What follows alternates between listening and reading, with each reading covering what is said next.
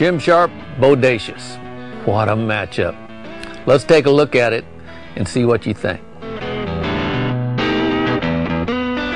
Now we're going to take a look at one of the great matchups of all time, the legendary Jim Sharp against Bodacious, rankest bull of all time.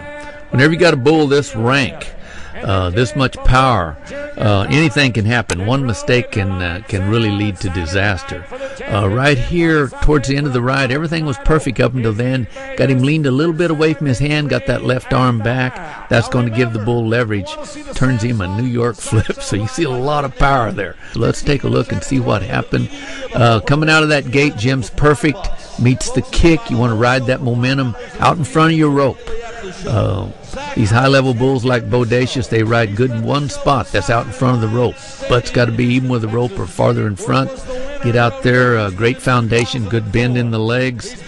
Set the hips. He goes back front. See the daylight under his hips. Now, one of the things about Jim Sharp that made him so great was you don't want to hold that front end any longer than possible. Once you get to the front end, set your hips. Now, watch the daylight disappear under there. Right there, even before the bull starts down, he sets down, follows that rope down.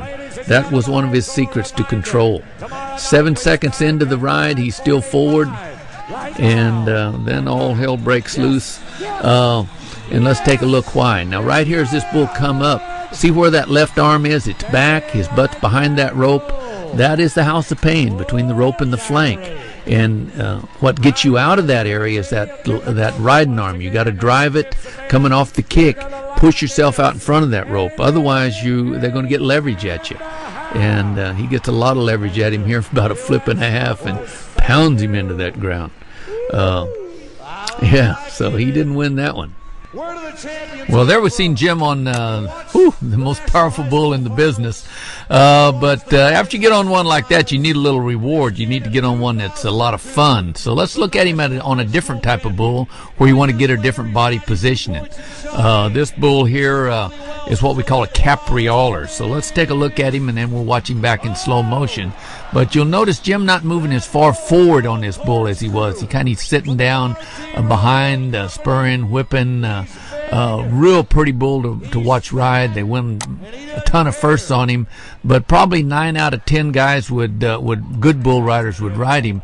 And the reason being is when this bull goes up, he goes up in the middle. See, his head is down in the front, his butt is down in the back. So it's kind of like riding an elevator. Right where you're sitting just comes right up under you and just carries you up in the air. The hardest thing about a bull like this is to keep your butt from laughing while you're on them, because they are really fun to ride. Here he'll come around, and as he comes up, he starts up in that middle again, right under you. They come right up under your butt, and all you got to do is stick out your chest and throw your arm behind your head and make an ugly face, because they're really not that difficult to ride, and they're very enjoyable. You still got to maintain mechanics. You got to have a good bend in your leg. You got to keep your back straight, good posture, but stay right in your zone.